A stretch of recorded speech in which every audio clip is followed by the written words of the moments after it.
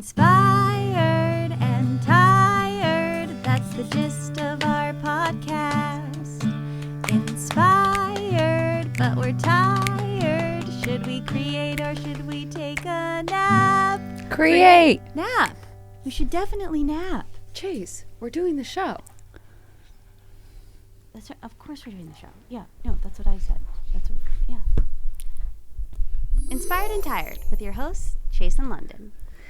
Hi. It is London and Chase here, and we are back with another episode of Inspired and Tired, where we are here to help you unlock all of your creative blocks. And we have been rocking and rolling through Twyla Tharp's book, The Creative Habit. And today, I have got to say, we are going to bring this kooky, wonderful, crazy book to an end. So finally, the day has come. Just kidding. You know, not every book is going to be a winner. And not that this isn't a winner. I'm proud of us for getting through 3 books on creativity. But out of the 3, I've got to say, least favorite. This one is the one I do enjoy the least. But because she's just so kooky. I hope she's not listening. Oh. But she's too busy putting things in boxes. Yeah, I'd feel so bad if she heard our opinion of the book. But she is just a little out there. She's a little out there. That's the only word I can use. I gotta say though, on that book, does it say bestseller anywhere? I mean, it's sold the New York Times bestseller. So it definitely connected with a lot of people. And I'm not putting it down. I'm just saying out of the 3, this one is the one I enjoyed the least. What would you say is so far? Artist Way. Artist Way for sure is my top pick. Well, Artist Way is just a classic. It's such a classic. Yeah, and it's the most like it gives you exactly what to do. Steps, and I mean, I feel like a lot of these creativity books kind of pull almost from Julia Cameron because she's such a mother. When it comes to book writing. Exactly. She's a mother. A mother in this field. You know that song by Megan Trainor? I'm your mother. You know that song? Yeah. Listen to me. Yeah. And Kris Jenner's in the music video. Yeah. Oh, yeah, pull it up. Kris Jenner was also in Ariana Grande's music video. Kris Jenner she gets around. So badly wants to be a pop singer. She's mother. She's so badly. Like, there's an episode of Kardashians where she tries to be a Broadway star, and it is so cringe. Oh, yeah, I've seen that one. Are we not allowed to play this? Probably can't play too much of it. I'm not even familiar with the song, though, at all. Oh, yeah, let's give it a quick listen. It's probably going to be an ad. Megan Trainor is Oh. Big noise, because you're so frustrated, emasculated. I'm not a fan of that. Okay, there's also an SNL sketch, if you guys have seen, where Fred Armisen is doing a commercial and his line is, I'm your mother, listen to me. And he goes, I am your mother. And so funny. And the director keeps going, hey, let's be a little less harsh about that. Just like, I'm your mother. And he keeps going, I am your mother. Are you just laughing? No, I can just picture. Guys, let's have some fun. Yeah, watch this. It's a bit of a long clip, so. Okay. Let's see if I can just find. Yeah, maybe we can find. Yeah, he's so good. So this is throwback SNL. I am your mother. Zack Efron's in it. Oh. I am your mother.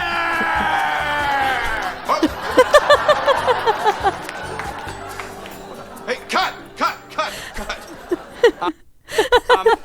She really slapped me. Yeah, no, I saw that. Yeah, what are you doing, Ray? I was just kind of like building off of his anger.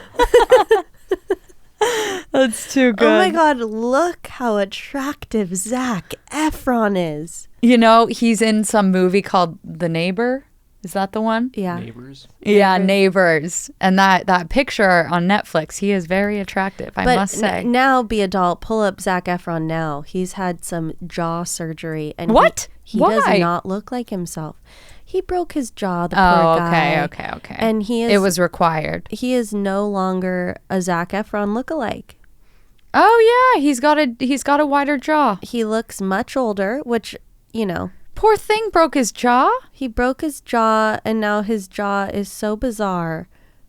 Well, He's still a very attractive man. I don't know. Everybody's been sending me pictures of him going, what happened to Zac Efron? Oh, come on. Well, it's true.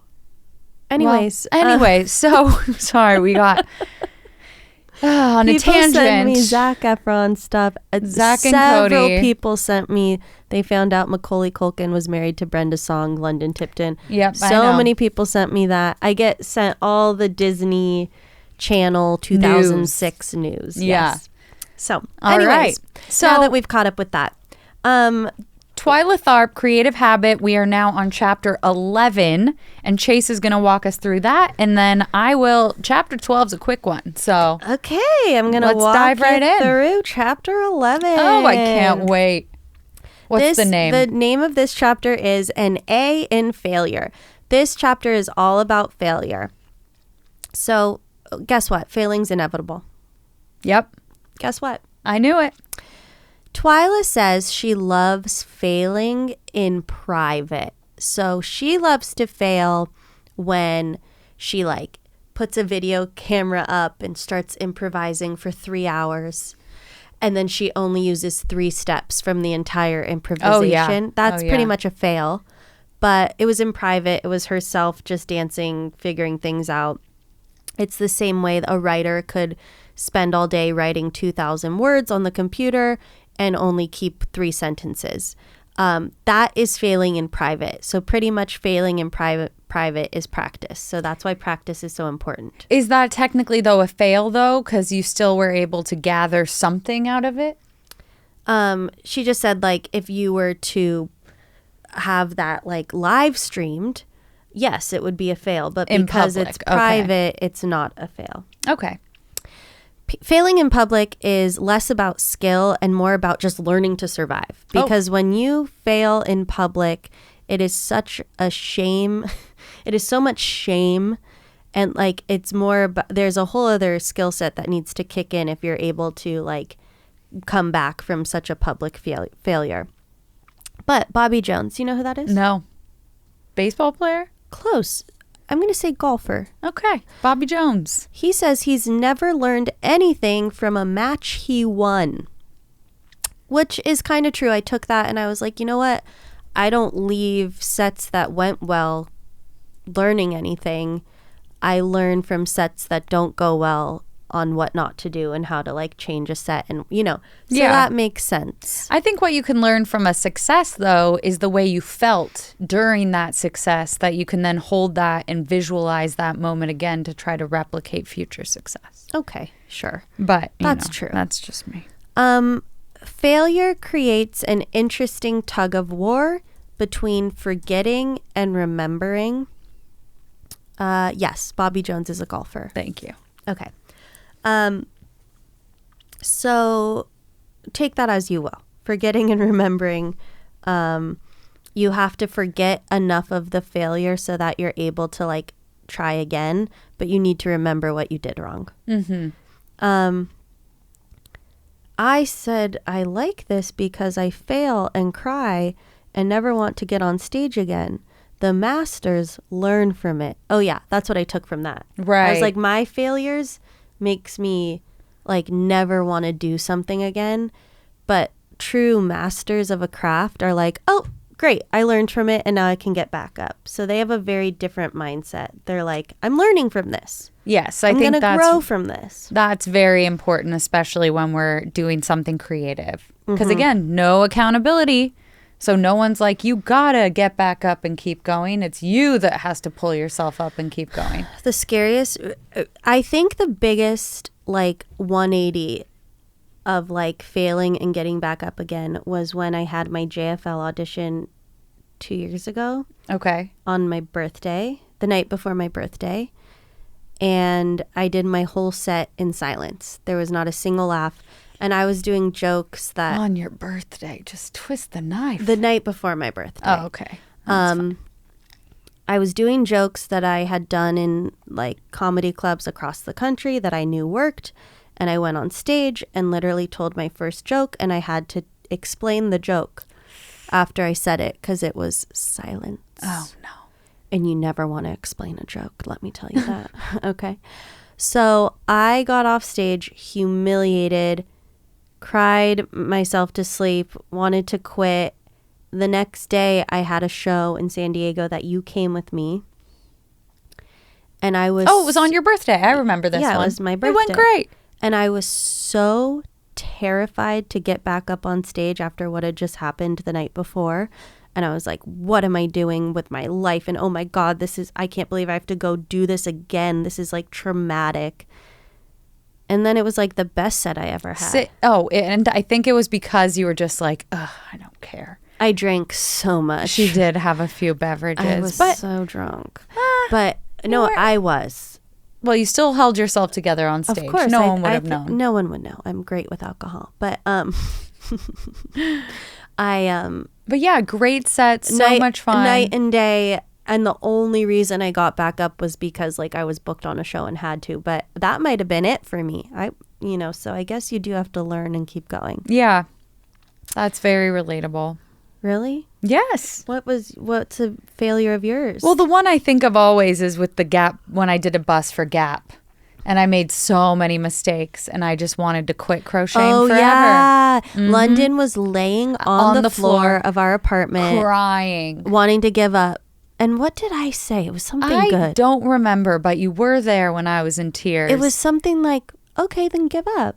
Yeah. It's okay. You don't have to do this. And I think was that's like, what I said. I think so. And I said, I'm not giving up. I'm not giving up. And I stood up. And she I kept did it. going. Oh, yeah. Yeah. Oh, yeah. I remember that. You were on the floor. But I learned something from that. I learned you gotta be honest with the clients that hire you. Yes. We have a tendency, people go, can you do this? Absolutely, we can. And then like figure it out. But you're saying if they ask you, can you do this? You might have to go, no, I can't. Or let me get back to you and take a day to work through some questions you may have. Didn't they say, have you crocheted a bus? And you were like, I absolutely have crocheted a bus. Yes. And then like you had never crocheted a bus. Yes. So I learned on the fly. Because I'm sorry, who has crocheted a bus? Yeah, I couldn't Google it. But I figured it out. And now if anybody wants a bus crocheted, I am your girl. Now London's your go-to girl. Yes, I can say She's yes. She's crocheted many buses since. I have. Now she can crochet a bus. Confidently. Okay. There's different reasons of failure, all right? Okay. The first, the biggest, the main one, skill. Oh. Not having the skill to pull your idea off is the biggest reason for a failure. So she says practice. Yeah, in chapter 9 we learned all about it. She says get to work, honey. Like if you're failing because your skill isn't good enough, then you need to just practice and get to work. She has no time for that. Okay, you might have a failure of concept.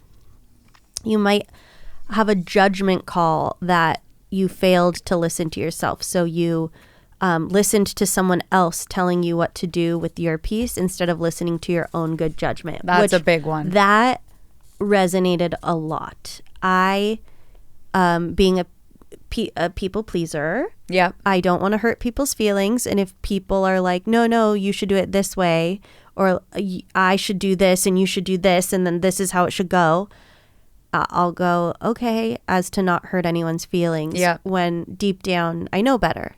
No, this would be funnier if this is the way it is. And I think it's like almost, I would prefer to fail from my own ideas than fail because I let somebody else tell me something and that caused me to fail. At least if I'm failing on something that I thought of and that I'm doing, I can accept it easier. Whereas like otherwise I could have been like, oh, if I didn't listen to this person, then it would have gone fine. Yes. And she then gives you put that blame example. and She does give that example. Vicious cycle. That they'd rather fail because of their own accord, not because someone else told them what to do. And I was going to say something else on that one. But, she basically goes on to say that like now she is a tyrant. Oh. People may call her a tyrant behind her back because she is very difficult to work with, Twyla is. Okay. Because she wants it her way. And she's learned too many times to, like, she'll do what people want. And, they want her to cast this person because of politics or whatever, like we talked about last week. And it's against her own judgment, but she will for a favor or this. And now she's like, I will audition over 1,000 people to get 3 dancers to make sure I get the right 3 dancers. And the casting directors might be so annoyed with me, but she's like, I'm not gonna choose a dancer that's like kind of good. I'm gonna choose someone that's like, yes, amazing. So she now does not, she doesn't, I don't know the word. I know what you're trying to think of. She compromise. Yes. She doesn't compromise her vision for anyone else's vision anymore, which I thought was really cool to hear. I think so too. There is, though, that balance, though, of sometimes when you do collaborate, you do want to give and take with people's ideas, but Collaborating's different. right. I think she's speaking about something not collaboration. Collaborating, you kind of have to just be like, okay, we're doing this together, so we have to come up with decisions together. But if it's something of your own, don't compromise. Be a tyrant. Absolutely. That was a really big lesson.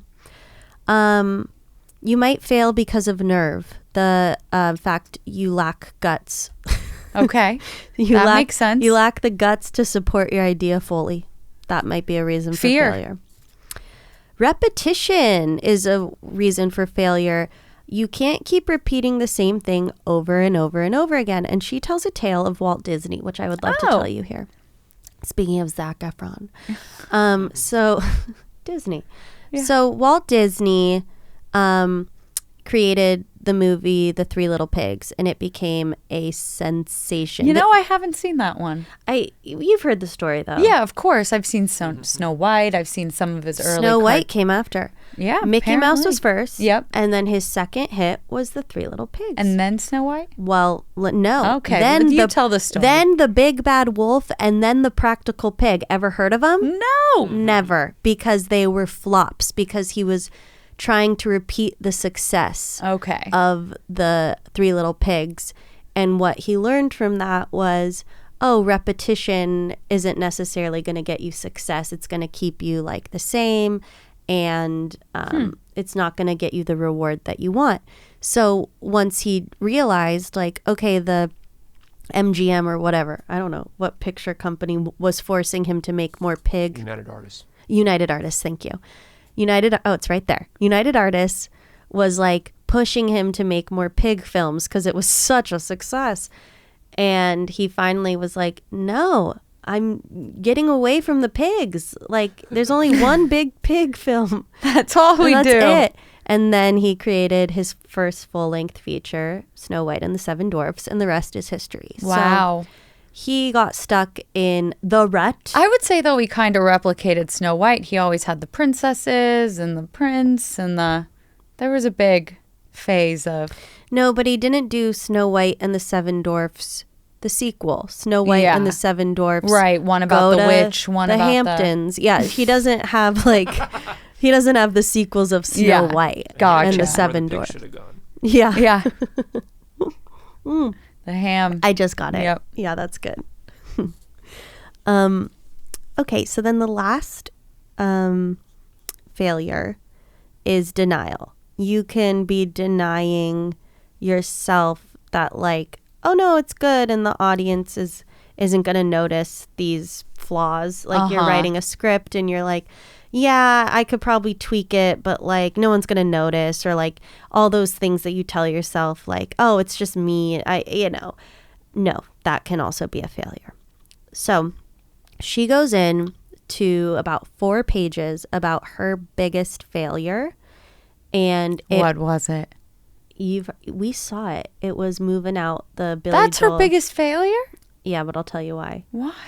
Okay, so she, as we know in this book, she's gone into like how she pitched the idea to Billy Joel himself, and he loved the idea. And she watched all the films from that time. And when she went to pitch it to investors, they just had a band on stage and the dancers, and they got $8 million in funding in one night because the investors were ecstatic with what she had created. Sounds like a success to me. So they go to Chicago, where they all, you try out the Broadway shows before you take it to Broadway.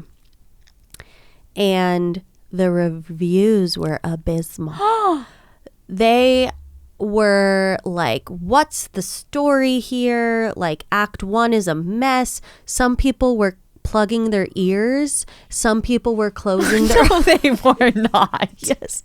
Some people were closing their eyes. Why? And someone goes, why are you doing that? And he goes, I don't know if I should be listening or watching. Like, I don't know. I'm so confused. I don't know what's going on. Maybe both. Like, it was chaotic. It was a mess. They didn't understand the storyline, if there was a storyline. I have never gone to a theater and closed my eyes. Even an orchestra at the Hollywood Bowl, I'm not going to... How rude. It was all over the place. Oh my, She went to the restaurant right across the street from the theater at intermission and overheard a waiter tell a customer, "Don't worry, second act gets better." Isn't that in the show Producers. Chicago? Oh, Producers, yeah. Don't they go and sit because everyone hates the first act? And, Yeah. Yeah. And then they come back and it's a And everyone's success. laughing. Yeah. That's a great one. Oh my gosh, we love Oh my Springtime for God. Hitler. Oh, that's such a good musical. song. Okay, so anyways, she goes on to tell the story of like she hit every single one of these. Failure of concept, judgment, nerve, repetition, denial. She was in denial that like, you know, people are going to like it. Because she got the funding and everything was going smooth. She just assumed it would be good. Yeah. Her judgment wasn't like her call of judgment. She wasn't trusting. It was just all because she didn't think it should be called a musical because it would confuse people, but you have to call it a musical. So she cut out the word musical. She took all the reviews that were written that were really bad. She didn't have the heart to read them. So her son read them for her, and anytime there were reviews that like two people had the same thought, she would go and like dive into fixing it. So That's a nice way to look at it. If you're to the point in your career where you can get so many reviews, or if you get comments on something, if you get two of the same kind, then maybe it's worth taking a dive. It was such a flop. She said that usually shows in Chicago before they go to New York don't go to the New York Post and don't get like the that much public press before people Yeah. get the chance to see it. But this one was so bad it went to the press and everybody knew it was bad before it even got to Broadway. Well, they say all press is good press, so. So anyway, she fixed all the changes. She had to the musicians were front and center. She had to move them back with no lights on her. The musicians were livid. I bet. She had to take solos away from certain dancers. They were livid. She was just like, you know, it was a nightmare, she said, but she Was went. Billy Joel upset? No, Billy the whole time knew that, you know, he trusted her. Okay. You know, He's a great guy. he's a great guy. He said, and I think it's this chapter, he said, you know, I'm a singer that can keep a tune. I can write a song and I have stage presence, which isn't that big of a deal. But for some reason in my industry, I'm a phenomenon. But he's just like, I can keep a tune and write a song. What's the big deal? I think he's very humble. Yeah. Anyways, humility. So yeah, she goes on to talk about her biggest failure, which was moving out, but she had 3 weeks to fix it before going to Broadway, and of course she did because we saw it on Broadway. Yeah, I loved it. I don't think I loved it. Oh, I did. It was like about the Vietnam War. Yes, it was. It was heavy. But it was all dance. It was It great. was all. They were great dancers, but it was heavy. It was. Yeah. I liked it though. Anyways, that's the chapter. Great. Failure is inevitable. So Yeah. the exercises aren't really ones we can do. They're metaphorical. So Of course they are. give yourself a second chance. So what she's saying is, unfortunately, with the arts, once it's out to be judged, like that's it. So Twyla says, show your work to close friends first. Like before you put it out into the world, give yourself that second chance before being judged. Like her little preview in Chicago wasn't opening on Broadway. So like give yourself that little like, hey, I'm going to send this to people first, get feedback. And, you know, if I need to fix anything, I can. If several people come back with the same critique, then you fix it. Fail privately as much as you can. So I like that. Exercise number 1 is just fail privately. Don't put things out in the world until you've gotten the feedback and you're ready to actually put it out. And, you know, this is different than sharing your ideas before you've created. Like, take the time with yourself. Don't share everything before you get to work on it on your own. Create it, then share with others. Yeah. Because if you share too early, then you get the people telling you what to do. The when idea you share isn't what your you idea want. early, Yeah. we've learned from The Artist's Way Yep. and Big Magic, like, no, keep that to yourself. It's a private, sacred thing. But once it's done, you can get feedback. And if- listen to it. I like that a well, lot. Excuse me. If multiple people are saying the same thing, Right. then you can listen to it. Yeah. Which brings me to exercise number 2, which she says, build your own validation squad. So the older you get, the less important it is for you to have strangers like your work. You know with your skill if something's good or bad. You just know. But curate your own group of people who you care about. Look around. Who are the people in your life that are the brightest and most talented that you trust, and get them involved in your work. So, like, you don't have to care about the mean comments on YouTube. Like, you're the artist here. Like, you actually have the skill. I loved that. Yeah. But, like, care about what your validation squad thinks of it. So if these people that you really trust, you value their opinion, those are the people that you want to validate your work. So create that little squad for yourself. And that's it. I would say for me, it's you, Mo, our mom. That's it. It's a little squad. That's enough. Well, I could go on and on and on with the most talented and bright people in my life. Right. But It needs to be small. A small group is good. I did a crocheted backdrop for a show that opened off Broadway in New York. And I had to create the whole thing at my studio. And, you know, the perspective of creating it flat on the floor compared to hanging it up, it was supposed to be like a night sky. And when it was hung up, it looked more like underwater, like very, and I didn't know what to do. And I was in New York and everything was happening and I had a timeline, but me in my heart, I knew it wasn't good. But the people that were there, I could tell they didn't really like it, but they weren't my trusted people. So I ended up calling someone that I really did trust, Hannah Millman. She came over because I was like, I need help. How do I fix this? So a fresh perspective, a fresh set of eyes came in, looked at it, and she was able to give me like great feedback to ultimately fix it, change it, move things from the bottom to the top, create more texture and dimension. And it worked and looked great. Yeah. So totally. You're like a little Twyla Tharp. oh, what a compliment. I do love fire. That's from last week's episode if you haven't listened. Yeah. Okay, so that was chapter 11. Wow. And now we're on our final chapter. Chapter 12. Chapter 12. And of course, this is just like a bit of a conclusion to everything we've gone through. I do Okay. like that last chapter, though. You do? Yeah, because she gave us actual, like, here are different fears. Different Very ways of failure. Clearly ways that you can fail and are very relatable. Yeah. But this last chapter, it's called The Long Run. And so this is like, we're committed to this creative life forever. And we want to become a master at what we do. And Twyla, Do we? yes. We all do? Yeah, Twyla did. And she became it a just seems master. exhausting, doesn't it?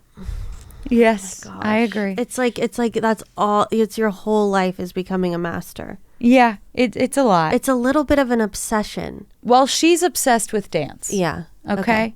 And Elizabeth Gilbert's obsessed with writing. Mm-hmm. Like, you know, Yeah. people are obsessed with their creative Picasso habit. It's a loved to creative paint. habit. Okay. So Twyla was 58 when she felt like she became a master.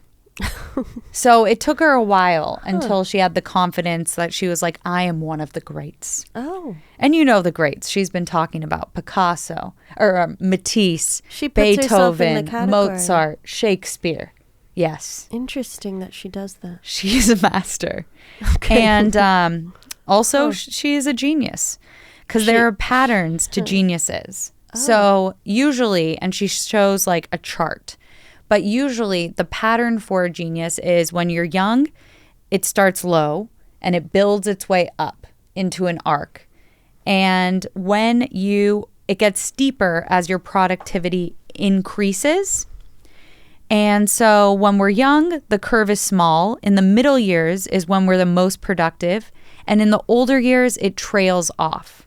In the book, the chart she shows is for Mozart because he died young. His chart is unfinished. Mozart chart, his just goes up. And then it says and died. He died. Died. So his is unfinished. He died at a young age.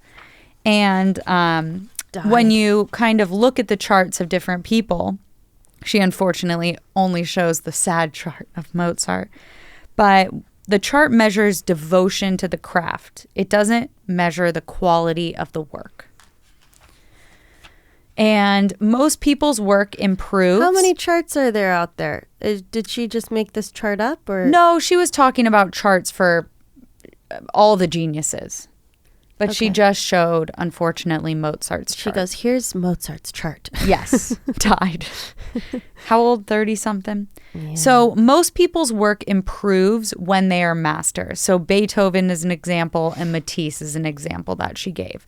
But it made me think, I don't want all the Madonna haters out there. Madonna's prime, I would not say. I don't think her work has gotten better. Wait, so you're saying she says work gets better as you get older? Yes. So you may not create as much, but your work ultimately gets better with time. Okay, yeah, I don't want to hate on the Madonna haters here, but yeah. I mean the Madonna lovers. But I think her prime was the 80s. Mm-hmm. I think she's fallen off the rocker, as someone would say. So would that... See, I would consider her a master, but... Britney. And we love Britney. We do love Britney. But she's gone down. And I don't think Britney's really creating much more than social media posts. That's creating. It is. She wrote a book. That's creating. That's true. So does that mean then they are not necessarily masters? Well, I don't know, because we could do this for like every artist. Justin Timberlake is, I would say, on a decline. Well, anyways. I mean, we talked about Zac Efron. I feel like he peaked at it. I mean, yeah. maybe Meryl Streep is getting better and better. True. I would say she's a master. Meryl Streep is a master. Yeah. But there's so no... you're saying maybe Madonna's just not a master. Oh, gosh. I always thought she was. So... I think if we want to use Taylor Swift, everybody can take a drink, because I said Taylor Swift. I think... If her curve right now, if it ended, it would be she's deceased. No, she's like at the peak of her career, and she's been going up. She's been only going up, and I feel like her next album is just going to be better. Like each album has gotten better, whereas, but I think it's because she's actually writing the songs. She's actually creating the stories herself, whereas Madonna wasn't writing. She was just singing it. Yeah. So... I love that topic. I could talk about that all day long. This is just our take also. Do you think we just offended everyone? I don't think. Oh, God. No, it's fine. So Twyla says there's no reason our creativity dries up. People choose to stop being creative because they have enough money, or they fall into poor health, or sometimes your curiosity dries up because you get overwhelmed with family obligations. So... I think that's very true, too. Some people choose to stop being as creative because other things become more important to them. Yeah, like Eddie Murphy hasn't done a stand-up special ever again since his last one, which don't quote me, was the 80s. And everyone's been begging him to do stand-up, but he's like, no, I'm done. But he doesn't need to. He's made the money. Exactly. And sometimes, though, what she says with these curves, though, is it starts low and it starts to increase. And when you're in your middle years is when you're the most productive, mostly making things. And as you get older, there's more and more space in between what you're creating. but usually it gets better. So if Eddie Murphy did come out with a new special, which it looks like his last one was 1983, if he did 87, if he did come out with another one, maybe it would be even better. And it's okay to have time in between. I'm going to disagree with Twyla for a second.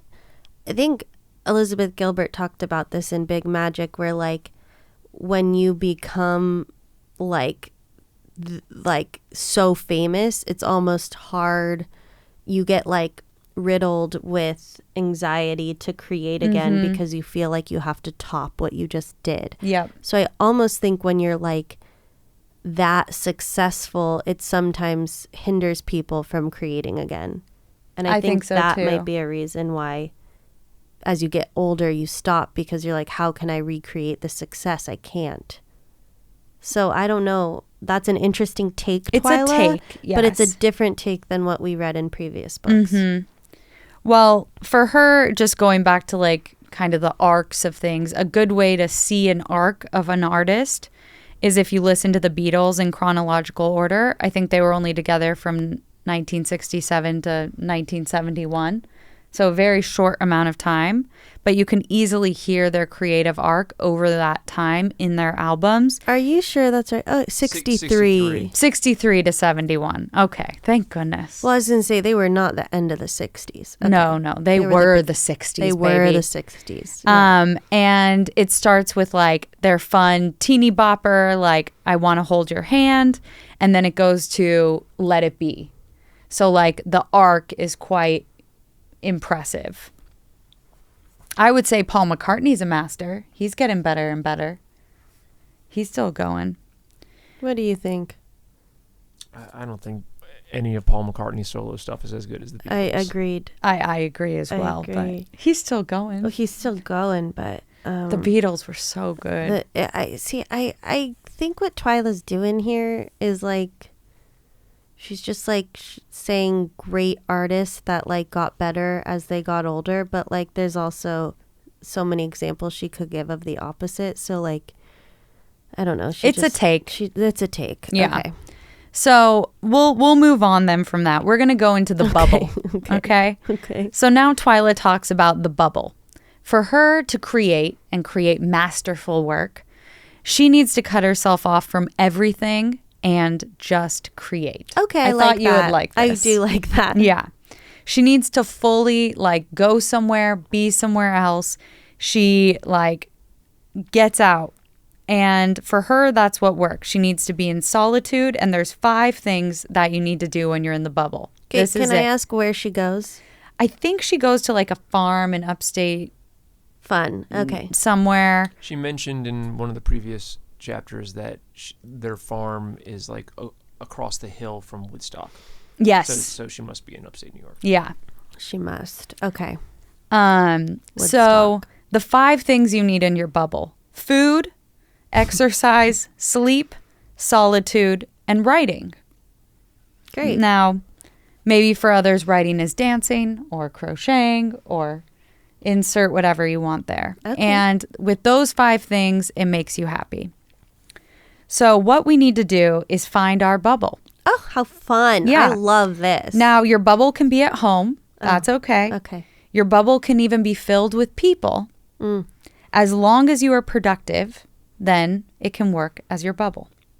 Even in a life filled with distractions, find a bubble where you have no distractions and you can create. So you don't need to shut yourself off from the world. Obviously, there's things that you need to do, but when you really need to create, go into your bubble and stay there and work. I mean, wouldn't it be nice if we all just had a second home in the woods? That would be nice. That would be nice. That would. But I guess your home can be your bubble. It just feels like there's a lot of distractions at home. There is, but like instead of thinking your home is your bubble, maybe your room is your bubble. Yeah, and just put your phone on airplane mode and get to work. Make sure you have food and you exercise. One thing I took, But yes. I've taken a lot of writing classes, and one class I took with this teacher, we had to have our pilot turned in on a certain day. And he was like, because I have other teachers that are like, you have to write every day. Mm-hmm. But this teacher was like, all right, well, this is the deadline. So if you need to lock yourself in the room for 12 hours the day before and just write the whole thing, that's what you have to do. Okay. And That's what you did. of course, that's what I did. But like, that's if it's due, get in your bubble and just do it. That actually works better for me than like every day setting aside time. Yeah. I liked the way he said that. Like some creatives just like get it all done in one day. Yep. Yeah. Okay. You so were go in on. what was it when we were talking about grooves? A mini groove? Yeah, it was a mini groove. It was a mini groove for that day. This stressed me out. Every time you create, you have to improve yourself. Oof. Oh my God, the pressure. I know. I was like, that's going back to the master and getting better as you go. And we're coming to the end of the chapter. Wait, she just says you have to improve yourself? Yeah, if you or want is it like, or it's like you're going to improve yourself every time you create? What I wrote down is every time you create, you have to improve yourself. So that'll make people not create ever again. I know. Okay. It's stressful. Yeah. Okay. And when you can create London, beauty. what is this that you missed? September 8th, 2001, my company gave a free performance for 2,000 Yeah. people in the plaza of New York World Trade Center. What was that about? She was the last dance performance to perform at the World Trade Center before 9/11 occurred. And it was very Touching. impactful. And then she wanted to give her dancers some time off after because the city and country was going through a big crisis. But they decided, no, we want to get together. We want to come back. We want to dance again. And even though bridges and tunnels had just opened, they decided to come back and dance more. Yeah. Oh, beautiful. Okay. Yeah, sorry, I didn't put that in my You didn't notes. put that in your notes. Okay. So when you can create beauty and wonder, you have achieved mastery. Twyla, creating dance is what she knows best. She walks into an empty room and walks out dancing. And that's how we end. Twyla, Twyla, Twyla. Wow. I feel like this book, I feel like she was bragging the whole time. It felt like But she's a master. She said she was a master. I mean, how braggadocious can you get? She said she was a genius and a master. I mean, I think I'd give it to her. I think she's a choreographer and a very good one.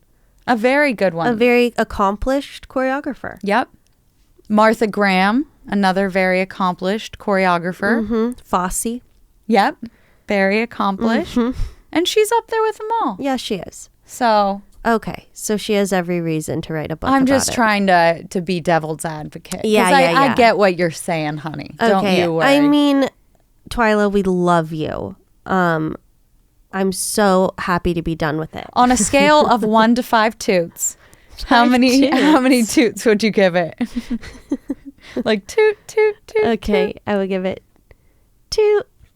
1 toot? Yeah. Oh, no.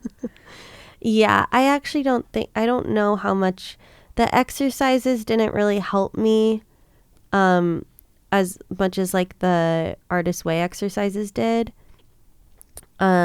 My favorite thing to take away from this was what we took away the first time we started reading this in like 2016. The boxes? Was the boxes, that each project gets its own box. Yep. I did like that. That is nice. And I don't want to say this book was a waste of time. I think every time I was reading a chapter, it got me inspired to create. Same. It was like, oh yeah, I mean, what we're learning from all these books is that like creativity is just a habit.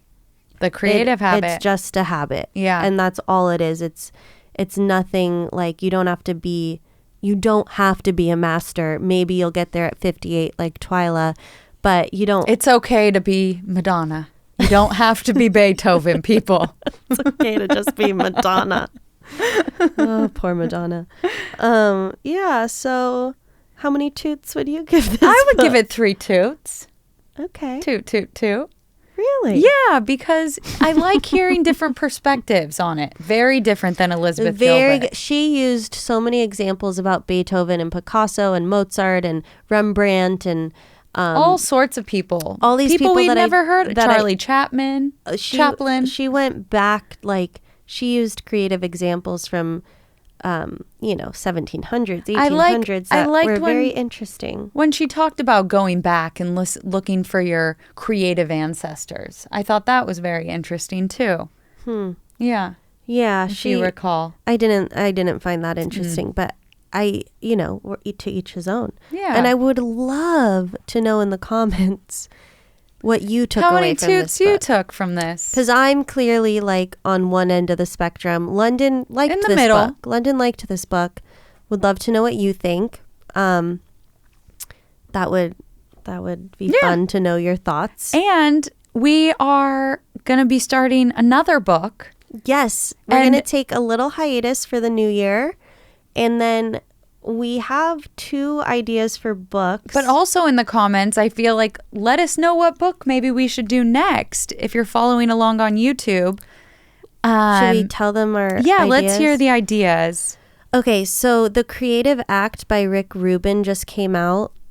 And it's like it just came out, I believe. So I think that would be a fun one to read together. Is Since, he a like, comedian? He's he a manager to musicians? He's a producer. A producer. Oh, interesting. yeah. A different take. Yeah, but like Christina P lives by Rick Rubin's Wow. book. It's called On Creativity. Okay. But this is a follow-up, I guess, that just came out. And I might be wrong. Maybe it didn't just come out. It came out in January of 2023. Okay. So it's almost a year. I mean, It didn't just come out. Well, it's less than a year. Well, I mean, compared to that's these other new. books. Yeah. I just got pretty someone just gifted it to me, so I thought that it just came out. And then the other one, do you want to look up the sequel to The Artist's Way? There's 2 other Artist's Way books. Which we've never done. We've never done. It's never too late to begin again. That one I gave to Mo. God. Oh, God. That's depressing. I think it's Walking in This World. A practical art of creativity. Wow. Looks like there's a bunch. Yeah. They're Finding Water. There's there's a bunch of sequels to The Artist's Way. So we were thinking of either doing the next sequel to The Artist's Way or Rick Rubin's. So would love to get your comments below. I'll also do a poll on Instagram, Chase_O'Donnell. And we can decide together as a little community Where to go next. And we just want to say, like, we don't respond to all the comments, but I read every single one of them, and it is so nice to hear people's feedback and to know that this podcast has inspired some of you is so cool. So thank you so much. Please keep commenting. It really makes our day. And Hopefully. subscribe. Yeah, subscribe, follow, turn your notifications on for our YouTube channel. So when we do come back with our next episode, you are alerted. And what was I going to say? Set some creative goals going into 2024. The year is wrapping up for 2023. So there's no better time to kind of think about where you want 2024 to guide you creatively and start some good habits early on so that this year can be your best year yet. Do you want to do those right now together? Like, what's one creative goal for you for 2024? That's a great question. I mean, you asked. I know. I got to go home and do Chase and I usually do like end of year ceremony. End of year ceremony with tea and journaling and. Speaking of tea, if you want to support my new business, Pity Party, that I mentioned last week, was totally inspired by The Artist's Way. They're on sale now on pityparty.com, PARTEA. Okay, anyways, that was my little tea plug. Go on, London. I think for this year, I'd love to do another like big community project where I bring crocheters from all over the country, all over the world together to create something that does some good in this world, either bringing happiness or awareness towards a cause or something that I can do to help. So beautiful. And I would like my goal to be to set, like, to actually, like, I have all these projects and I want to actually set like timelines and goal dates, like when they need to be done, and actually have accountability. Like, maybe I plan a reading for my Christmas movie on a certain day, so it has to be done by then. And ways that, like, I'll be publicly shamed if it's not done.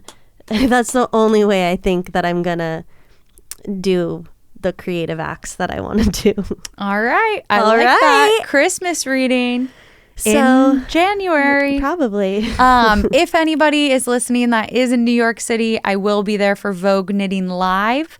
I'll have a big art installation up at the Marriott Marquis Hotel in Times Square from January 25th through 28th. So come say hi. I think I'll be on the 7th or 6th floor, so check it out. And then January 9th through 11th. Oh, never mind. February 9th through 11th. I'll be in Salt Lake City at Wise Guys Comedy Club headlining. Woo! So that would Yeah. be great to have some people there. Awesome. That'd Well, be nice. would Maybe be they would nice. have me back if people come. Okay. It would be nice. Yay. Well, thank you so much, you guys. This has been so fun. I'm thrilled we finished 3 books this year. Nice work. Nice work. Can't wait for the next one, and enjoy the new year. Happy New Year. Bye.